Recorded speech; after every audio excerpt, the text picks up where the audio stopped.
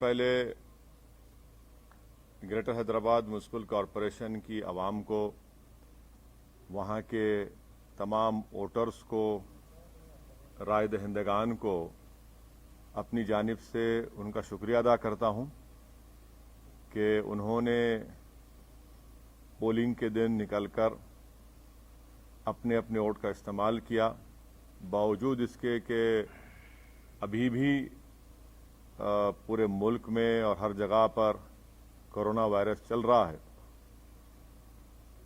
और अगर polling percentage में और इजाफा होता तो और भी अच्छा होता, मगर जिन्होंने निकला अपने वोट का इस्तेमाल किया, मैं इनको मुबारकबाद देता हूं।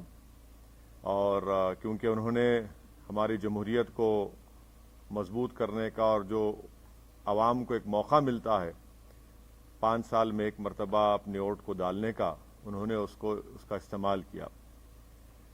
दूसरी जानिब में साथ ही साथ हमारे पार्टी के तमाम मेंबर्स का, अराकीन का दिल की गहराइयों से उनका शुक्रिया अदा करता हूं कि बड़ी मेहनत और जुस्तजू उन्होंने की, और साथ ही साथ जो 44 बल्दिया के कॉरपोरेटर्स या डिवीजन्स पर मंजलिस के उम्मीदवारों को कामयाबी मिली, मैं वहाँ के तमाम वोटर्स को, राह दहिंदगान को, वहाँ के बुजुर्गों को, इज्जतदार माँ और बहनों को, गयूर नौजवानों को उनका शुक्रिया अदा करता हूँ।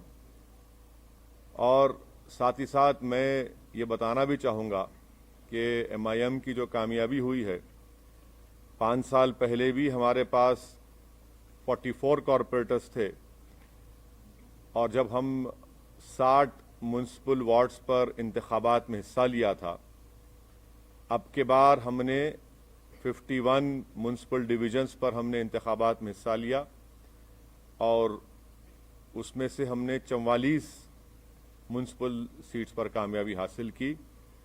मैं हमारे तमाम पार्टीज़ के MLAs का, पार्टी के ब्रांच प्रेसिडेंट्स का, बूथ प्रेसिडेंट्स का, इन सब का शुक्रगुजार हूं कि हम तमाम ने मिलकर टीम वर्क की, और ना सिर्फ इलेक्शन कैंपेन के दौरान बल्कि MIM पार्टी साल के 12 महीने आवाम के दरमियान में रहती है, और उनके दरमियान में रहकर उनके अच्छे में, उनके बुरे में, उनकी तकलीफ में, उनकी खुशी में उनका साथ देती है। इसीलिए कि हमारा ये कांस्टेंट आवाम के दरमियान में रहना, उनसे मुलाकात करना, आवाम को दस्तयाब रहना, या जिसको अंग्रेजी में कहते हैं एक्सेसिबल रहना, वो भी हमारी कामयाबी में एक बहुत बड़ा रोल अदा किया।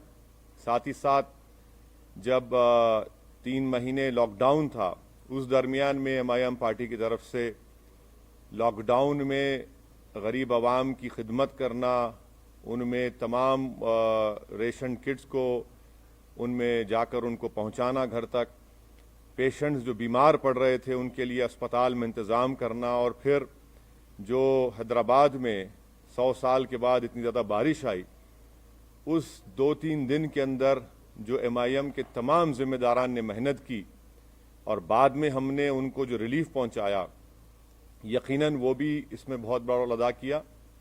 बहरहाल मैं तमाम अपने पार्टी के जिम्मेदारों का, और ये हमारी कामयाबी पूरी में हमारे पार्टी के मेंबर्स को क्रेडिट जाता है, और उन तमाम वार्ड्स के वोटर्स को क्रेडिट जाता है।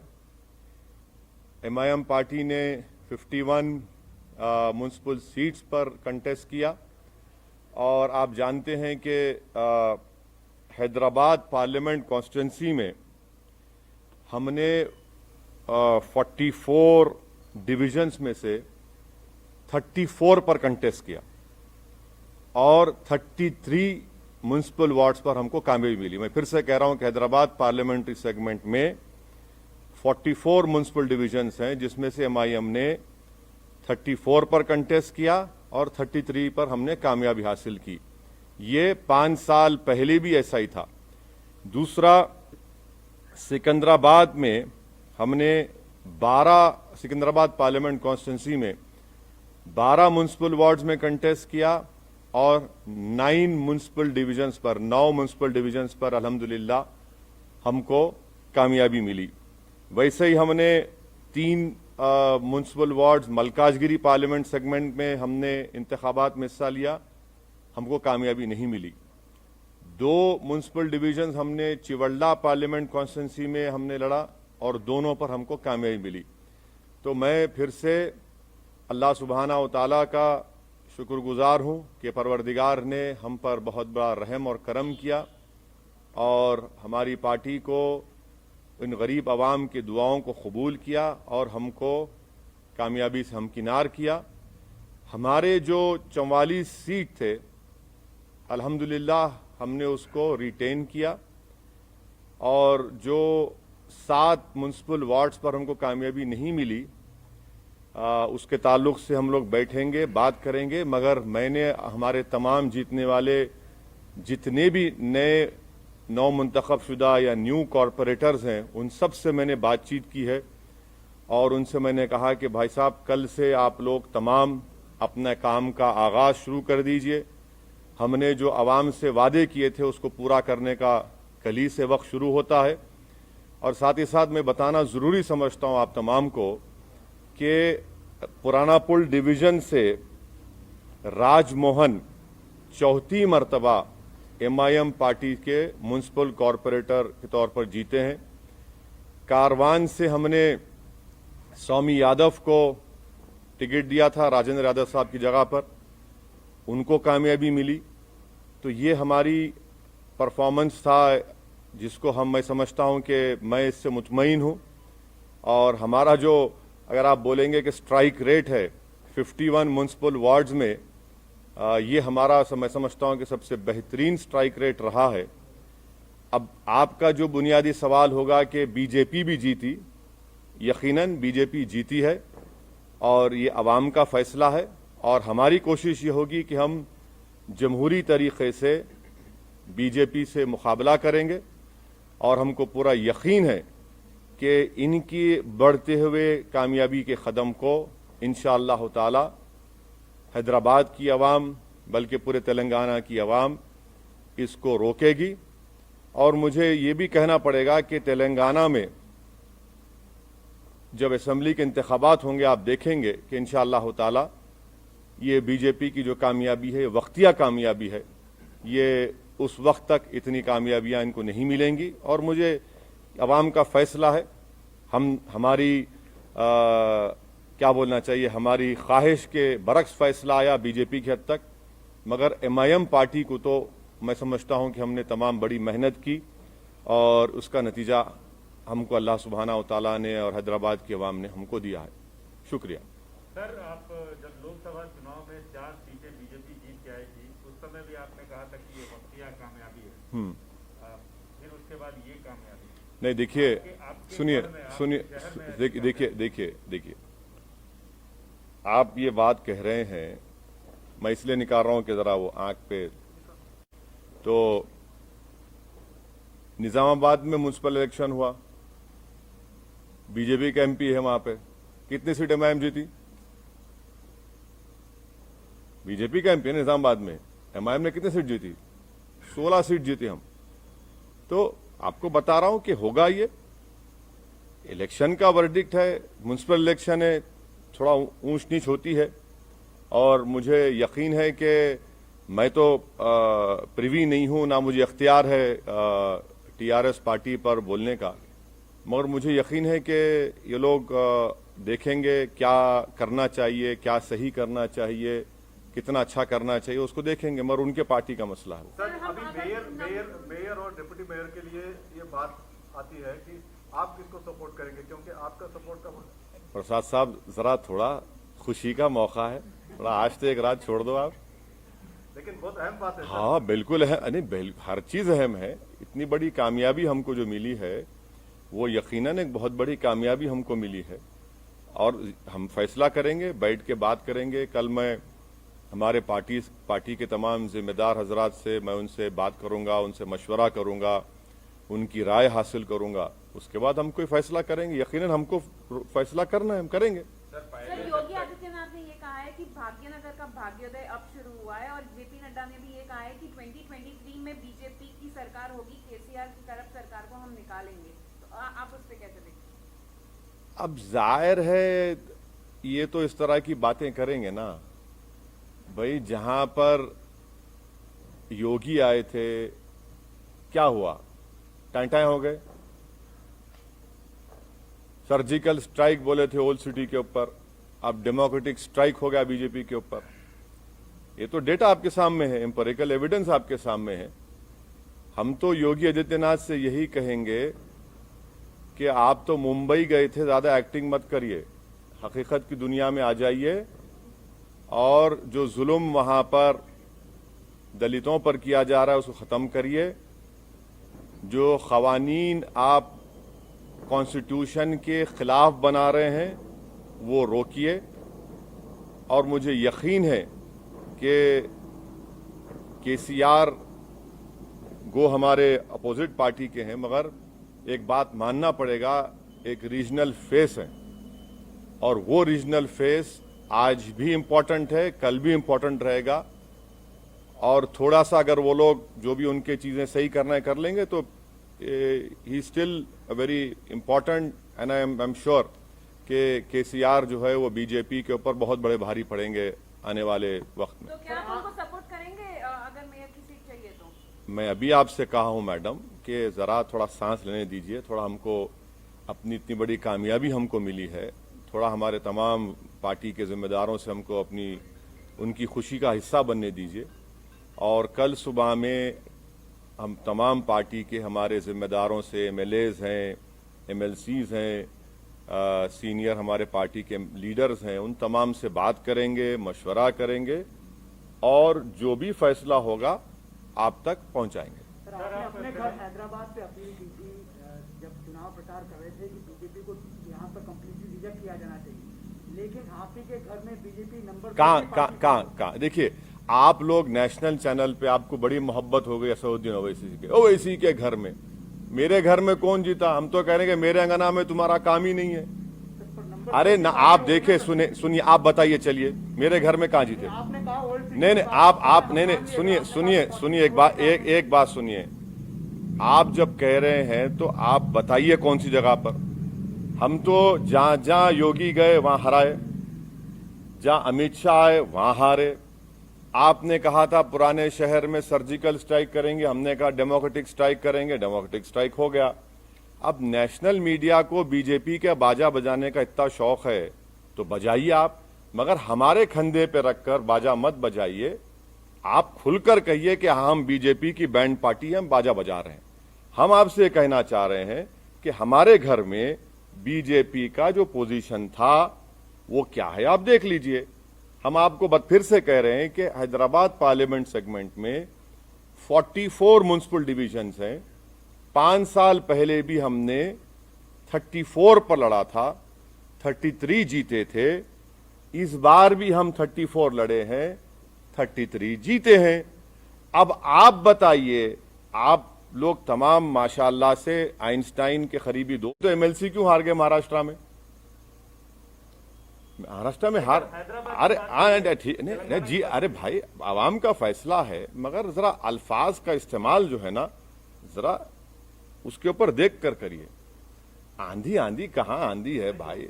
अरे भाई तूफान आपके सामने बैठा हुआ है, आप कहाँ आंधी की बात कर रहे हैं? सर, अब चार मीनार की तो बात हो गई, क्या आप कोलकाता के हावड़ा ब्रिज पर कूच करेंगे सर? नहीं, इलेक्शन लड़ना तो प्रसाद साहब मेरे लिए जरूरी है। मैं जब तक जिंदा रहूंगा मैं इलेक्शन लड़ता रहूंगा और मुझे जीतने से या हारने से कोई मतलब नहीं है, मुझे लड़ने से मतलब है और मैं लड़ूंगा। अब रहा सवाल, आपके सवाल का जो स्पेसिफिक जवाब है, अब इलेक्शन से हम लोग थोड़ा हैदराबाद के इलेक्शन से फारिग हो चुके हैं, अब बैठ के बात करेंगे आने वाले एक 6-7 दिन में और फिर इंशाल्लाह फिर अपना सफर शुरू रहेंगे। सर, यही फॉर्मूला आप वेस्ट बंगाल में, मतलब आपने कहा था सोमित देखिए, मैं आपके सामने कई मर्तबा इन पर्टिकुलर आपके तमाम से कहूं कि केरला में और आसाम में मैं नहीं जाऊंगा।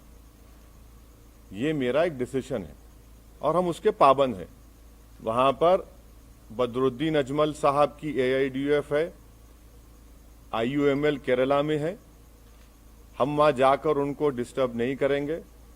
अगर कभी उनको गलती से मेरी जरूरत पड़ गई मुझ जैसे दीवाने की तो वो मुझे कॉल कर ले, मैं आ जाऊंगा, नो प्रॉब्लम। सर मतलब सर बीजेपी ये भी कह रहा है सर, ये बीजेपी ये भी सर बीजेपी नहीं, ये केरला और आसाम की बात कर रहा हूँ। वेस्ट बंगाल, तमिलनाडु में तो लास्ट टाइम लड़े हम लोग, एक सीट लड़े थे, वानियमबाड़ी की सीट लड़े थे हम लोग एक। बिल्कुल तमिलनाडु में लड़ेंगे, क्यों नहीं लड़ेंगे? सर बीजेपी इधर भी वो राइट साइड बहुत हो गया, लेफ्ट विंग भी है, एक सवाल ले लीजिए। लेफ्ट साइड भी है। सर बीजेपी ये क्लेम करता रहा कि एमआईएम का और मेरे कॉन्स्टिट्यूंसी में तो काम नहीं किया। सुनिए, सर्जिकल स्ट्राइक बोले, ओल्ड सिटी में 30,000 रोहिंग्या बोले, पूरे पुराने शहर की जनता, चाहे वो हिंदू रहो या मुसलमान रहो, बंगाली रहो, दलित रहो, बैकवर्ड क्लास के रहो, हमारे मारवाड़ी कम्युनिटी के, सब बोले कि नहीं, no surgical strike, only democratic strike चलेगा। और यहां से हमने बीजेपी को हराया। जिसको जिना बोले, पब्लिक बोली जिना नहीं, वो हमारा जीना मरना हमारा एतमाद हम पर किया, हम कोर्ट दिया।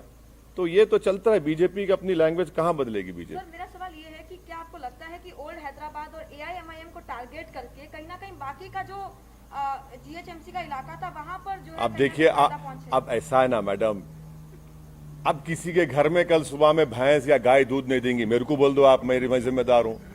सुबह कल मुर्गी पुकारेगी नहीं, सुबह 4 बजे, अरे शायद ओवैसी यहां से गया होगा। अरे छोड़ दीजिए ना, कहने हर चीज में आप लिखिए ओवैसी के घर में ऐसा हुआ, अरे मैं कहां जिम्मेदार हूं? मेरे घर का तो मैं रिकॉर्ड पेश कर दिया आपको, अब दूसरों को बताना पड़ेगा। कब तक आप लोग हमको इस्तेमाल करेंगे? भाई दिल्ली के स्टूडियो में बैठ के ओवैसी, अरे भाई छोड़िए हमको, हमारा रिकॉर्ड सामने है। हम लड़े 51, अगर हम लड़ लेते 80 तो क्या होता फिर? हाँ, ये भी तो सोचो आप। टीआरएस से हाथ मिलाते हैं जीएचएमसी इलेक्शन में, टीआरएस, आप टीआरएस के पास जाएंगे या टीआरएस आपके पास बुलाएंगे? हाथ मिलाते जीएचएमसी इलेक्शन में अभी जो हुआ है चुनाव में, सर अभी तो फंस गया ना मामला, तो अभी फंस गया ना सर? फंस गया। हाँ सर, एक्स ऑफिशियो वोट पे अगर डालेंगे तो हाँ? फंस ही गया ना सर। अगर उनके पास तो 30 एक्स ऑफिशियो वोट्स है, अगर वो भी मिलेंगे तो कार फंस की ही गया ना चाबी, मामला। कार की चाबी और स्टीयरिंग आपके हाथ में है। नहीं, मैं आपसे रिक्वेस्ट कर रहा हूं, मैं मेरी गाड़ी में बैठो आप। आजकल तो लोग हमारी गाड़ी में रोक के हाथ मिला रहे हैं, उसको भी आप लोग चला रहे, वायरल बना रहे। अरे क्या बात है, कोई बात है? अरे कोई नहीं है, नहीं, हमारी गाड़ी अलग है, उनकी गाड़ी अलग है। क्या हम क्या भूखे फकीर है? गाड़ी नहीं है हमारे पास, मोटरसाइकिल है, मोटरसाइकिल फिरा। अरे क्या बात कर रहे हैं आप? क्या? सुनिए, एक बात सुनिए, ये पूरे इलेक्शन कैंपेन में मैं खुद अपनी मोटरसाइकिल पर 650 किलोमीटर फिरा हूं। अब बोलो आप, और 65 पब्लिक मीटिंग एड्रेस किया मैं। अब रहा सवाल कि आपका इनडायरेक्ट, नहीं, मेरी गाड़ी अच्छी है। मैं आप तमाम को दावत दूंगा, अगर कभी बैठना है तो आइए, लिख जाता हूं आपको, हैदराबाद का दिखाता हूं आपको। जहां तक मेयर डिप्टी मेयर का सवाल है, आप टाइम दीजिए, कल मिलेंगे, थोड़ा खुशी का मौका है, थोड़ा उसको एंजॉय। नहीं, गाड़ी नहीं है मेरी गाड़ी। देखिए सुनिए, जहां तक एमआईएम पार्टी का जो डिसीजन होगा वो मैंने फिर से आपको रिटीरेट कर रहा हूं, फिर से बोल रहा हूं कि हम अपने पार्टी के एमएलए से, एमएलसी से, पार्टी के सीनियर लीडर से, हमारे पास एक प्रोसेस है, हम लोग बैठेंगे, बात करेंगे, उसके बाद बताएंगे आपको। इतनी जल्दी क्यों आपको है? हेडलाइन न्यूज आप जब बनाइए, अभी क्यों बनाएंगे? सर खुशी का मौका है सर, आपके लिए खुशी का मौका है, बहुत खुश हैं। टीआरएस हारी है, आपकी दोस्त है, हारी है, आपको उसमें भी खुश है, बताइए। नहीं, देखिए आप क्या बोलना चाह रहे हैं? नहीं, क्या बोलना चाह रहे हैं आप? बोलिए, आपने क्या बोलना चाह रहे हैं? नहीं, अरे देखिए ना, बगैर आपके सपोर्ट के तो आगे नहीं बढ़ सकते सर। अरे भाई साहब, ये तो अभी तो इस रात को तो गुजरने दीजिए, कल सुबह का सूरज नया निकलेगा, कल बात करेंगे, बात करके पार्टी में क्या होगा, क्या करना है, कैसा करना है। हम कहां छोड़ के भागेंगे आपको? ना आप छोड़ेंगे ना हम छोड़ेंगे आपको, फिक्र मत करिए। ऑलरेडी कॉल नहीं आया है सर। हाँ, आपको कॉल ऑलरेडी, मेरा फोन आप रख लो, सुबह तक अगर आप सो गए तो आप मेरे को सुबह लाके दे दो, आप रख लीजिए फोन, मैं देने तैयार हूं आपको मेरा फोन।